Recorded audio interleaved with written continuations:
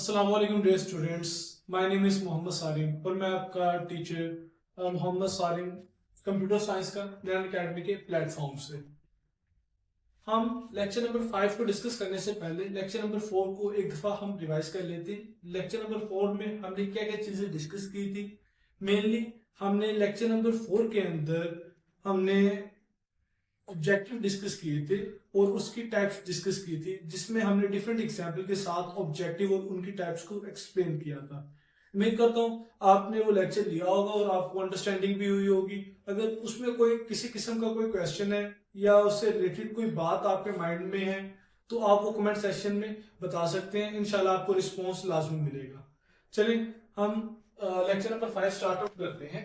हमारे पास जो lecture number 5 है, मेनली फर्स्ट ऑफ ऑल इसके अंदर हम इंफॉर्मेशन शेयर करेंगे। जो टिड बिट्स है, इसका मतलब होता है हमारे पास मेनली खबर कह लें या स्मॉल अमाउंट ऑफ इंफॉर्मेशन। ठीक है, इंटरेस्टिंग इंफॉर्मेशन कि हमारे पास इंटरेस्टिंग इंफॉर्मेशन आपके पास प्रोवाइड की गई है। स्पेशली किसके रिलेटेड प्रोवाइड की गई है आपके पास? हमारे पास जो ह्यूमन ब्रेन सिस्टम है, ठीक है, जो हमारा इंसानी दिमाग है, इसकी कुछ इंपॉर्टेंट बातें या फैक्ट्स कह लें आप इस चीज को। ठीक है, के फैक्ट प्रोवाइड किए गए हैं आपको। फर्स्ट फैक्ट क्या है या हमारे पास इंटरेस्टिंग इंफॉर्मेशन क्या है कि हमारे पास जो ब्रेन है, ठीक है, ये कम्युनिकेशन नेटवर्क है। कम्युनिकेशन का मतलब हम पिछले लेक्चर में कई दफा डिस्कस कर चुके हैं कि कम्युनिकेशन का मतलब क्या होता है कि आपस में कम्युनिकेट करना, आपस में एक दूसरे के साथ कांटेक्ट करना।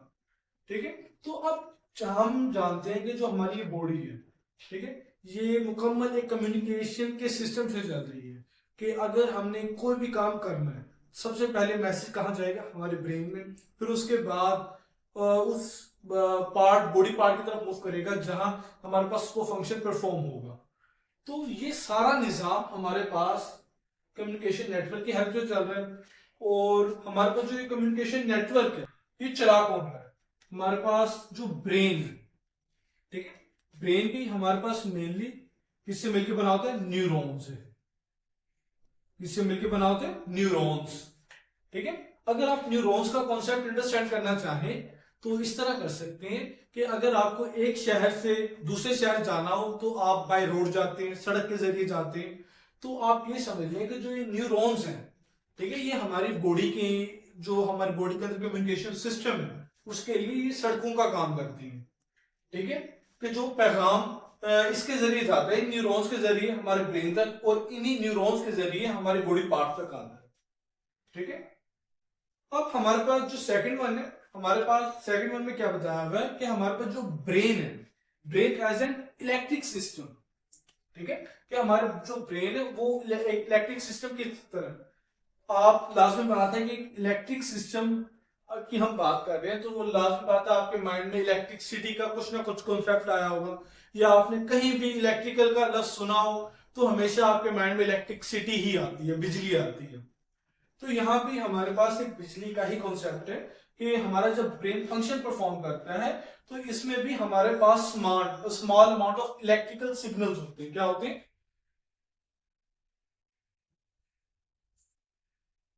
Electrical signals. ठीक है, आप अगर सोचते हो कि हमारी बॉडी के अंदर इतना कम्युनिकेशन का सिस्टम है कि हम सोचते ही हैं सिर्फ और हम लिखना शुरू कर देते हैं, कि हमारे पास अगर हमने कोई चीज देखकर लिखनी है तो हम क्या करते हैं कि हम सिर्फ हमारे ब्रेन में बातें आती जाती हैं और हमारा हाथ लिखता जाता है। इतना फास्ट कम्युनिकेशन का सिस्टम है। ठीक है, तो ये इलेक्ट्रिकल सिग्नल्स की हेल्प से मूव होता है। और इलेक्ट्रिकल सिग्नल्स किस तरह मूव करती है? न्यूरॉन्स की हेल्प से।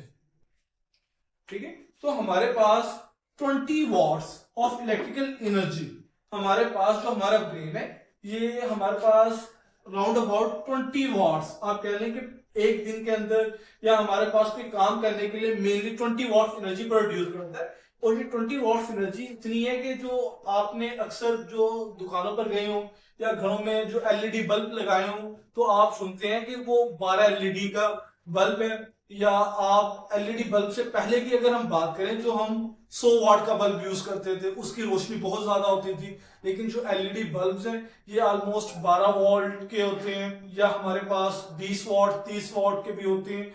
तो आप 20 वॉट के बल्ब से इसका आइडिया लगा सकते हैं कि जितनी हमारे पास इलेक्ट्रिकल एनर्जी 20 वॉट के एलईडी बल्ब को चाहिए, उतनी ही एनर्जी सिंपल हमारा ब्रेन खुद प्रोड्यूस करता है हमारे पास प्रॉपर फंक्शनिंग के लिए।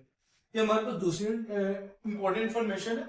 और अगर हम थर्ड वन बात करें, जो हमारे पास तीसरी इंटरेस्टिंग इंफॉर्मेशन है, उसमें क्या बताया हुआ है कि हमारे पास जो हमारी बॉडी के अंदर इंफॉर्मेशन सिस्टम की हमारे पास जो स्पीड है वो बताई हुई है कि हमारी बॉडी के अंदर जो पैगाम रिसानी का काम है कितना स्पीडली होता है, कि हमारे जो ब्रेन है उससे किसी बॉडी पार्ट में कोई भी मैसेज लेकर जाना हो या लेकर आना हो, वो कितना स्पीडली काम करता है।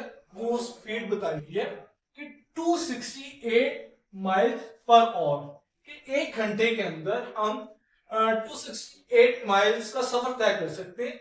और आप में से जिस स्टूडेंट को माइल्स का अंदाजा नहीं है, उनके लिए मैं बता दूं कि जो हमारे पास 1 माइल है,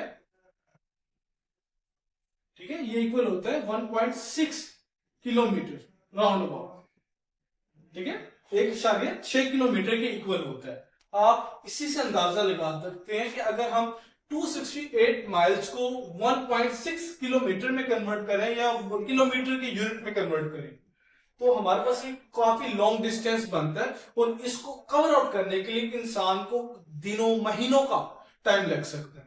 लेकिन जो हमारे पास जो हमारी बॉडी है, ये इसके अंदर जो पैगाम रिसानी इतनी स्पीड की हो रही है कि ये जो सफर है ये सिर्फ आधे घंटे में तय हो जाता है, ठीक है। ये सिर्फ आपको स्पीड बताई गई है, ठीक है। और ये हमारे पास जो स्पीड है, ठीक है, ये आपकी बुक में साथ में ये भी लिखा हुआ है कि जो एक हमारे पास रेसिंग कार होती है, ठीक है, रेसिंग कार की निस्बत भी ये बहुत ज्यादा स्पीड है।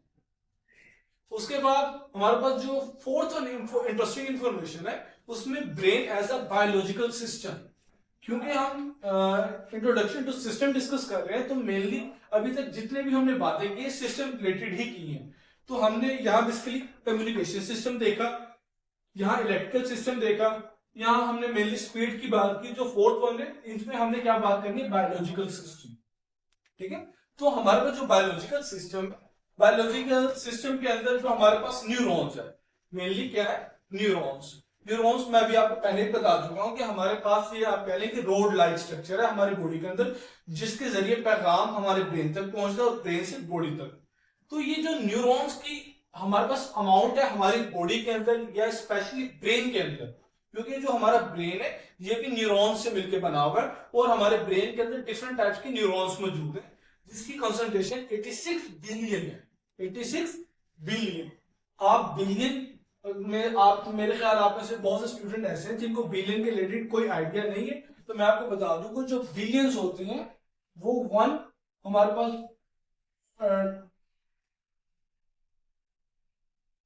हमारे पास 1 बिलियन इसके इक्वल होता है, कि 1 बिलियन में हमारे पास 1 के बाद 9th जीरो आते हैं, ठीक है। आप में से मोस्टली स्टूडेंट जानते होंगे कि हमारे पास 10, 100, 1000 में लाख भी डिस्कस किया होगा, 10 लाख भी डिस्कस किया होगा। लेकिन आप इस वैल्यू को अंदाजा लगा सकते हैं कि ये बहुत ही ज्यादा ग्रेटर क्वांटिटी है, ठीक है, जिसको हम बिलियन बोल रहे हैं। और हमारे पास ये न्यूरॉन किस क्वांटिटी में, 86 बिलियन न्यूरॉन है, ठीक है। तो उसके बाद हमारे पास जो ये न्यूरॉन्स है ये आपस में मिलकर एक नेटवर्क बनाते हैं, जिसके जरिए हमारी बॉडी के अंदर इंफॉर्मेशन का मुकम्मल सिस्टम चल रहा है। उसके बाद जो फिफ्थ इंटरेस्टिंग इंफॉर्मेशन है वो क्या है कि human brain can perform about 10 की रेस पर 16 या 10 क्वाड्रिलियन, ठीक है। 10 क्वाड्रिलियन का क्या मतलब है, 10 क्वाड्रिलियन का ये मतलब है कि हमारे पास जो हम यहाँ शो करते हैं क्वाड्रिलियन की वैल्यू क्या हो सकती है।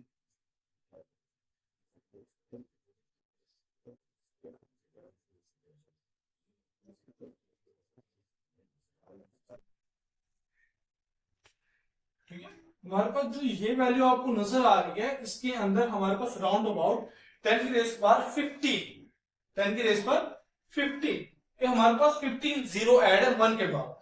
हमारे पास जो ये अमाउंट है ये उससे भी बहुत ज्यादा है, ठीक है। और उसके बाद जो ऑपरेशन का लफ्ज इस्तेमाल हुआ है, ऑपरेशन का मतलब होता है काम। क्या होता है? काम। क्या हमारे जिस तरह अक्सर काम की अगर एग्जांपल लें तो मेनली इंसान अगर काम अपनी मर्जी से करे तो मेनली एट अ टाइम 2 काम कर सकते हैं, 3 काम कर सकते हैं। कि मिसाल के तौर पर आप खाना भी खा रहे हैं, उसके साथ टीवी भी देख रहे हैं और किसी दूसरे शख्स की बातें भी सुन रहे हैं।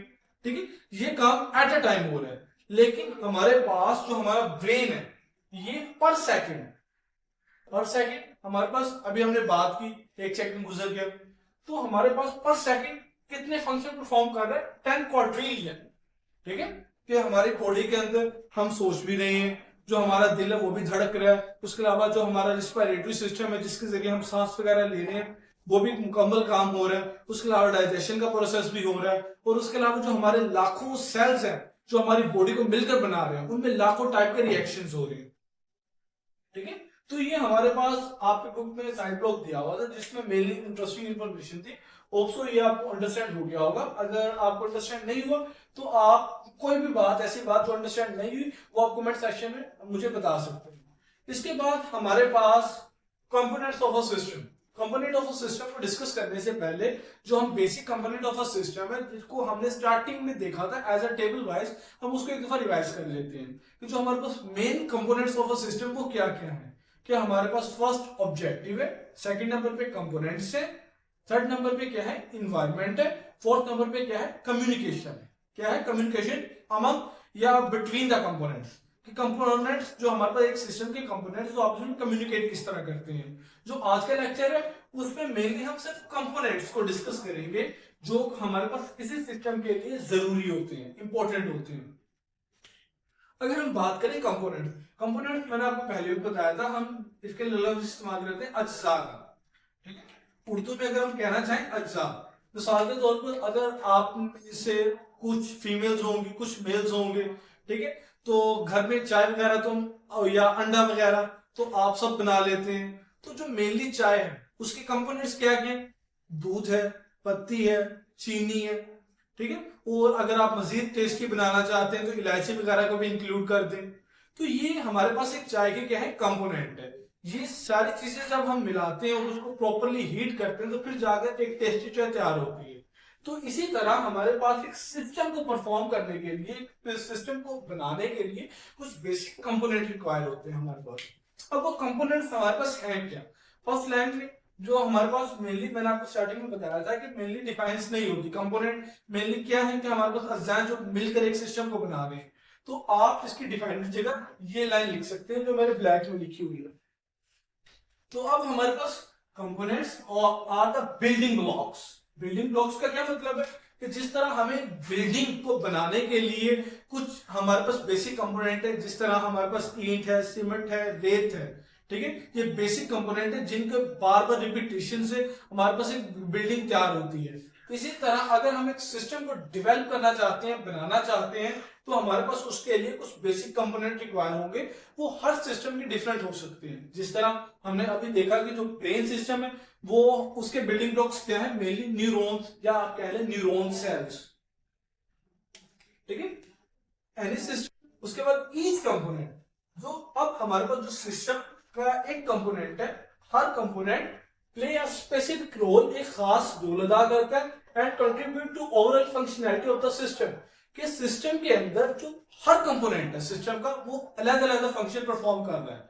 ठीक है, लेकिन हमारे पास जब हम इन फंक्शन को आपस में जोड़ते हैं या हमारे पास इंडिविजुअली अगर बात करें कि हर कंपोनेंट अपना अपना काम कर रहा है, लेकिन जब हम इन कंपोनेंट्स के जो काम है उनको कलेक्टिवली देखते हैं तो हम कहते हैं कि ये एज अ सिस्टम वर्क कर रहा है। क्या काम कर रहा है? एज अ सिस्टम वर्क कर रहा है। ठीक है, तो आप सिंपली यहां तक लिख सकते हैं अगर कंपोनेंट की आप डिफाइन वगैरह लिखना चाहें या लॉन्ग क्वेश्चन में लिखना चाहें। उसके बाद हमारे पास कुछ बेसिक बातें हैं जो आपको पता होनी रिक्वायर है कि अगर आपके माइंड के अंदर कंपोनेंट का कॉन्सेप्ट क्लियर हो जाता है तो आप कौन कौन सी जो प्रॉब्लम्स हैं, ठीक है, सिस्टम रिलेटेड, आप उनको सॉल्व आउट कर सकते हैं। ठीक है, फर्स्ट ऑफ ऑल अगर हमारे पास सिस्टम के अंदर कोई भी मसला आ जाए, प्रॉब्लम आ जाए, अगर आपको उसके कंपोनेंट्स के रिलेटेड कंप्लीट इंफॉर्मेशन है और उसकी अंडरस्टैंडिंग है तो आप उस प्रॉब्लम को सिंपल तलाश कर सकते हैं। दूसरे नंबर पर इंप्रूविंग परफॉर्मेंस। दोबारा वही बात कि अगर आपको कंपोनेंट जो हमारे पास सिस्टम है उसके कंपोनेंट्स के रिलेटेड अंडरस्टैंडिंग है तो आपको पता होगा कि अगर हम किस कंपोनेंट को चेंज करें या किस कंपोनेंट की जो फंक्शनैलिटी है उसको इंप्रूव करें ताकि हम इसको बढ़ा सकें, इंप्रूव परफॉर्मेंस को बढ़ा सकें। ठीक है। उसके बाद जो रिफाइनिंग है, ये रिफाइनिंग का मेनली वर्ड इस्तेमाल होता है सफाई के लिए। इसके लिए इस्तेमाल होता है सफाई, कि हमारे पास जो आपका सिस्टम डिजाइन हो, सिस्टम डिजाइन का मतलब आप सिंपल समझ लेंगे मैप लाइक स्ट्रक्चर। ठीक है। कि जिस तरह मैप की एग्जांपल मैंने आपको पहले दी थी कि अगर आपने घर बनाना है तो आप उस घर का पहले से एक नक्शा बना लेते हैं, डिजाइन बना लेते हैं कि उस घर में आपने वॉशरूम कहाँ रखना है, किचन कहाँ रखना है, कहाँ सीढ़ियां रखनी है, कितने कमरे बनाने हैं, ये सब उसका मैप या डिजाइन होता है। अगर रिफाइनिंग सिस्टम डिजाइन कि आप सिस्टम बनाए, सिस्टम का डिजाइन इस तरह बनाए कि वो ज्यादा कॉम्प्लेक्स ना हो, ठीक है, वो सिंपल हो ताकि इजिली अंडरस्टैंड भी हो। उसके बाद आपके बुक में एक पिक्चर दी गई है जो आपको होप्स व्हाइट बोर्ड पे भी नजर आ रही होगी और अलहदा से आपको पिक्चर भी नजर आ रही होगी। तो हमारे पास उसमें बताया क्या हुआ है, मेनली कंप्यूटर सिस्टम के कंपोनेंट्स बताए हमें कि एक कंप्यूटर किस तरह फंक्शन परफॉर्म करता है। अगर हम कंप्यूटर सिस्टम की बात करें तो हमारे पास मेनली इनपुट, ठीक है, इनपुट वो चीज जो आप खुद प्रोवाइड करते हैं कंप्यूटर को, कीबोर्ड की हेल्प से, माउस की हेल्प से। ठीक है। अब इनपुट जो मैसेज आपने कंप्यूटर को दिया या सिंपल जो डाटा, ठीक है, आपने कंप्यूटर को प्रोवाइड किया है, हम उसको क्या बोलते हैं, इनपुट। ठीक है। अब हमारे पास आप सब जानते हैं कंप्यूटर की कुछ बेसिक कंपोनेंट्स हैं, जिस तरह मॉनिटर होता है, सीपीयू होता है, कीबोर्ड, माउस, ये चीजें। तो हमारे पास अब इनपुट आपने किसके हेल्प से दिया, या कीबोर्ड हो सकता है या माउस हो सकता है। उसके बाद हमारे पास जो आपका इनपुट है वो डाटा के फॉर्म में किसके पास रहेगा, सीपीयू की फॉर्म में जाएगा, सीपीयू के पास जाएगा, जिस सीपीयू को हम सेंट्रल प्रोसेसिंग यूनिट भी बोलते हैं। क्या बोलते हैं, सेंट्रल प्रोसेसिंग यूनिट। ठीक है। कि मेनली जितना भी फंक्शन परफॉर्म हो रहा होता है वो इस सीपीयू में हो रहा होता है। ठीक है। तो हमारे पास जो सीपीयू है इसको कंट्रोल यूनिट भी बोला जाता है, कि जो हमारे पास कंप्यूटर की ओवरऑल फंक्शनैलिटी या जितने भी काम है उसको कंट्रोल कर रहा होता है। ठीक है। तो हमारे पास यहां जाएगा। उसके बाद हमारे पास इसके अंदर कंट्रोल यूनिट, ठीक है, जो सीपीयू ये मैसेज भेजता है प्रोसेसर के अंदर। इसको मैसेज भेजता है कि अगर आप अपना मदरबोर्ड देखें तो उसमें एक प्रोसेसर भी होता है। तो प्रोसेसर के अंदर हमारे पास एक रजिस्टर होता है, ठीक है, और एक हमारे पास होता है कॉम्बिनेशनल लॉजिक, कॉम्बिनेशनल लॉजिक। ये तो वो चीजें हैं जो आपको इसमें प्रोसेसर में, जो कंप्यूटर के अंदर मेनली सीपीयू में मौजूद होता है। ठीक है। अब ये कंट्रोल यूनिट मैसेज को कहां भेजते हैं, रजिस्टर कॉम्बिनेशनल लॉजिक में भेजते हैं, जो मेनली इसको डिसाइड करते हैं कि ये इसमें कौन सा कॉम्बिनेशन अप्लाई करना है और इसका आगे करना क्या है। जब ये हमारे पास उसके लिए एक सुटेबल आंसर तलाश कर लेते हैं, ठीक है, कि आगे आउटपुट में क्या देना है, तो उसको शॉर्ट टर्म के लिए कुछ देर के लिए हमारे पास कहां भेजते हैं, मेन मेमोरी। मेन मेमोरी हमारे पास मेनली रैम को बोलते हैं, इसको बोलते हैं रैम। जो अक्सर आप अपने कंप्यूटर में रैम वगैरह यूज करते हैं वो शॉर्ट टर्म मेमोरी, जिसको हम मेन मेमोरी भी बोलते हैं। ठीक है। उसके बाद हमारे पास कुछ देर इस रैम में स्टोर होने के बाद डाटा हमारे पास कहां चला जाता है, आउटपुट में। ठीक है। तो हम सिंपली ये कह सकते हैं कि हमने इनपुट प्रोवाइड किया, जो हमने इनपुट के जरिए डाटा प्रोवाइड किया सीपीयू को, सीपीयू ने वो सिंपल कंट्रोल यूनिट भी सीपीयू को बोलते हैं। तो हमारे पास वो कंट्रोल यूनिट ने किसको भेजा, रजिस्टर कॉम्बिनेशनल लॉजिक। ये बेसिकली पार्ट किसकी है, प्रोसेसर के। ठीक है। जो इन चीजों को क्या करेगा, जो आपने डाटा प्रोवाइड किया उसको प्रोसेस करेगा। प्रोसेस करने के बाद उसने क्या किया, उसको जो हमारे पास रिजल्ट आया उसको कहां सेंड किया, मेन मेमोरी की तरफ। मेन मेमोरी मैंने अभी आपको बताया कि जो आप अपने कंप्यूटर में रैम या रोम वगैरह यूज करते हैं वो मेनली मेन मेमोरी होती है। कुछ देर स्टोर होने के बाद ये दोबारा सीपीयू को जाती है। हमारे पास जो रिजल्ट है वो ये सीपीयू आगे मॉनिटर, इसके हेल्प से, मॉनिटर की हेल्प से आउटपुट शो करता है आपके पास। होप सो जो ये आज का लेक्चर है आपको समझ आया होगा। और अगर इसमें किसी किस्म की भी आपको कोई मसला है तो आप वो कमेंट सेक्शन में मुझे बता सकते हैं। खुदा हाफिज।